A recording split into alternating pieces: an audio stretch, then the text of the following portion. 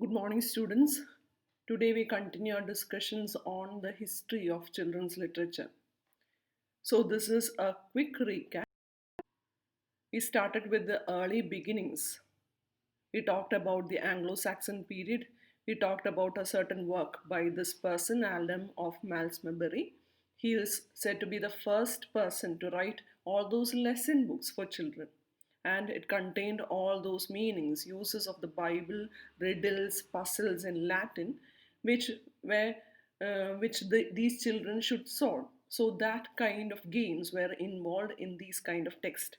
Mainly, I wanted to convey this idea that all those early books were designed, all those children's books in the first phase, in the initial phase, it was designed to inform, instruct, and improve rather than to awaken, enlighten, and enlarge the heart and mind of children.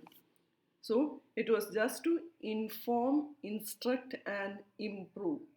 All those early literature consisted of spoken stories, songs, poems, which the main aim, as I said earlier, it was used to educate, instruct, and give out moral values to children.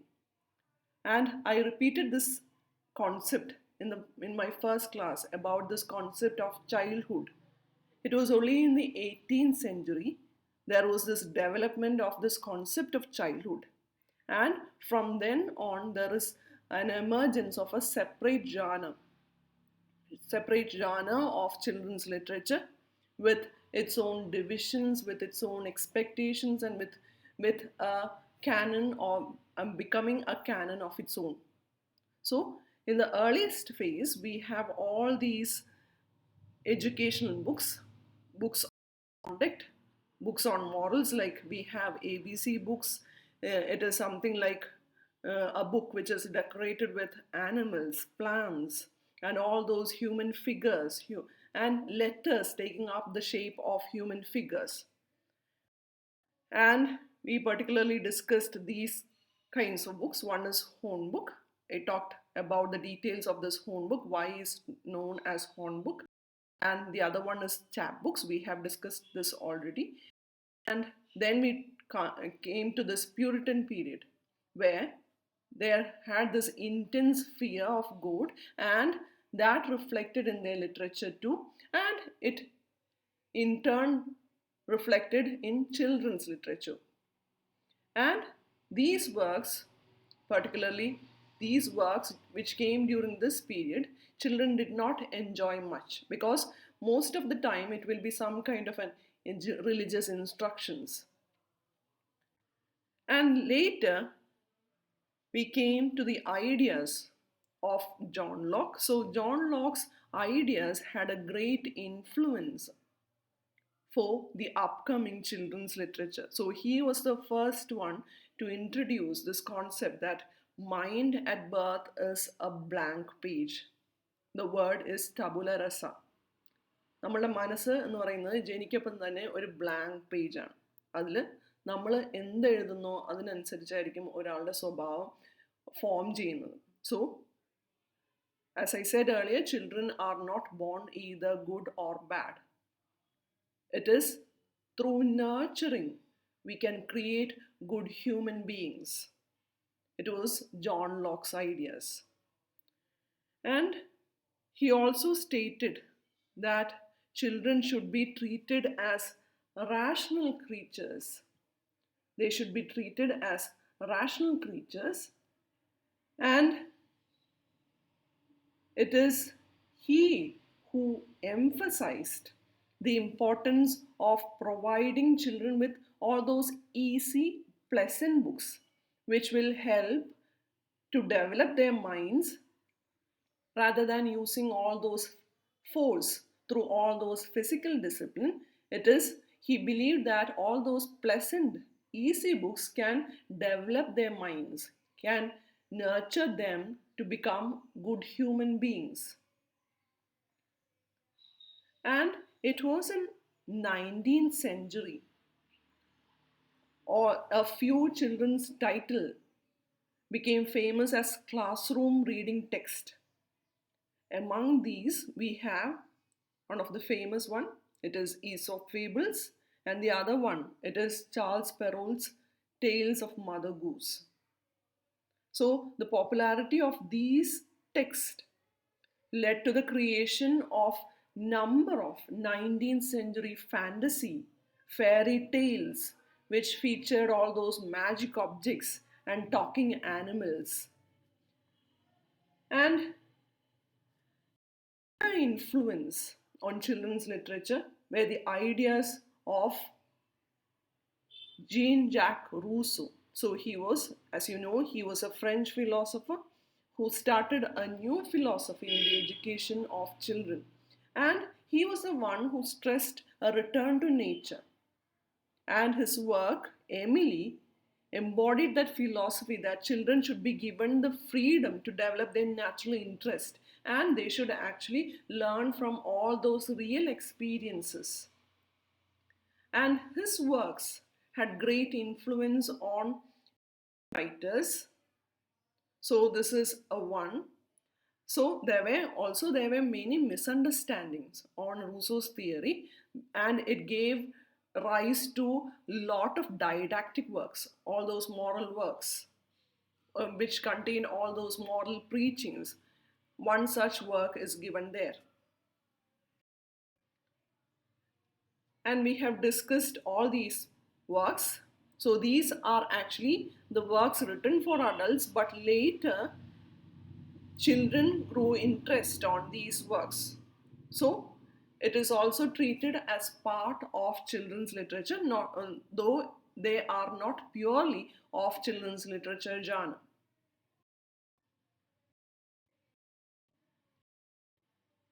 We have discussed New England Prime. It is this one, Orbis Sensualum or Orbis Pictus. It is considered to be the first picture book.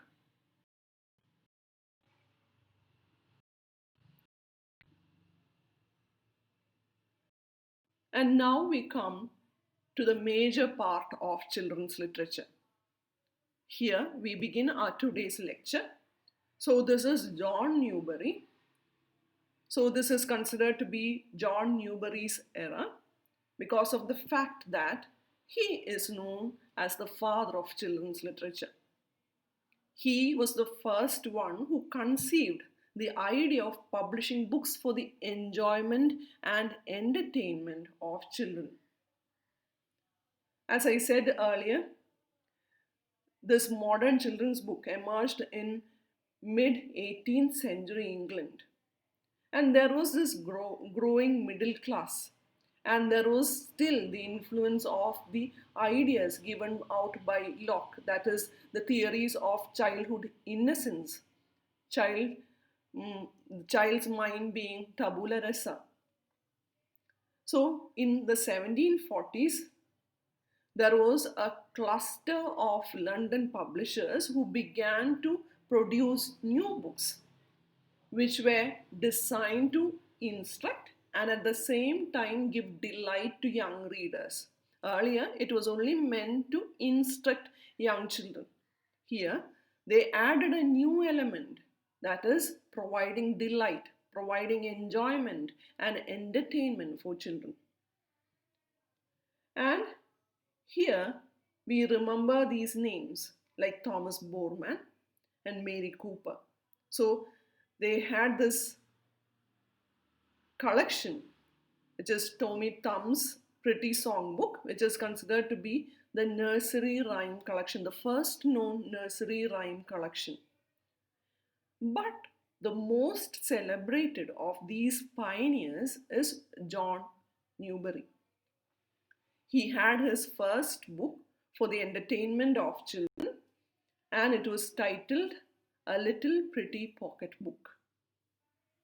And as I said earlier, this book, it is widely considered as the first modern children's book, A Little Pretty Pocket Book.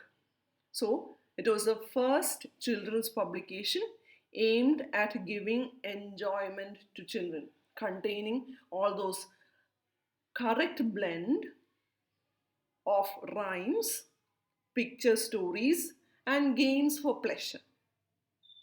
Because Newbery believed that play acted as a better enticement to children's good behavior rather than giving out force or compelling them or trying out all those physical discipline. We know that ഒരു കുട്ടിയെ നല്ല സ്വഭാവം പഠിപ്പിക്കണമെങ്കിൽ ഈ പറയുന്ന അടിച്ചു പഠിപ്പിക്കുന്നതിനേക്കാളും കൂടുതൽ അവർക്ക് ഇഷ്ടമുള്ള രീതിയിൽ അവർക്ക് അട്രാക്റ്റീവായിട്ട് രീതിയിൽ അവരുടെ മുമ്പിൽ ഒരു ഗെയിം പോലെ ബാഡ് ഗുഡ് എന്നുള്ള ഗെയിം പോലെ അവരുടെ മുമ്പിൽ പ്രസൻറ്റ് ചെയ്യുക. ആ ഒരു ഐഡിയ ആണ് ന്യൂബെറിയെ കൂടുതൽ അട്രാക്റ്റീവ് ആക്കിയത്, ന്യൂബെറിയുടെ ബുക്സുകൾ കൂടുതൽ അട്രാക്റ്റീവ് ആക്കിയത്. So he was an entrepreneur with good marketing skills. He made children's book a commercial success. He was the one who established publishing for children as an institution. And he also had this first children's periodical, which is titled Lilliputian Magazine. And as I said earlier, a little pretty pocket book intended for the instruction and amusement of little Master Tommy and pretty Miss Polly. So this is the full title of the first children's book. It is the first book that can be called a pure child's book. And he had also this work, History of Little Goody Two Shoes. It is considered to be the first children's novel. So all these books, especially the first one, A Little Pretty Pocket Book, it was child-sized. ചെറിയൊരു book, child-sized with a brightly colored cover. ഇപ്പോൾ നമ്മൾ കാണുന്ന പോലത്തെ, which is more appealing to children, which was something, a new approach in this publishing industry. And these books were known as gift books. And along with that, he had, as I said earlier, he was an entrepreneur with good marketing skills. ആൾ ചെയ്തത് എന്താണെന്ന് വെച്ച് കഴിഞ്ഞാൽ ഈ ഓരോ ബുക്കിൻ്റെയും കൂടി he added some toy products along with that. It is said that he used to give some toys along with this book. ബോയ്സിനാണെങ്കിൽ ഒരു തരം toy ആണ്, പെൺകുട്ടികൾക്ക് വേറെ തരം ടോയ്. അപ്പോൾ ടോയ് എന്ന് പറയുന്നത് കളിക്കുക എന്നുള്ള മാത്രമല്ല, അതിൽ കൂടെ there will be something like a game involved with that toy, which is applicable to the story too. So it shows his genius. That is why he is known as the father of children's literature, because he was able to show that publishing children's books could be a commercial success. So please remember this name, John Newbery. He is the father of children's literature. And then there is this return of fairy tales. The return of fairy tales, old and new. As you know, it is a collection of German stories, not only for the entertainment of children, but also to record them scientifically for posterity. So this is a collection of Jacob and Grimm. It is known as Grimm's Tales. Many of you may know this title. And this person, you may all know this person. He is regarded as the great master of the literary fairy tale. He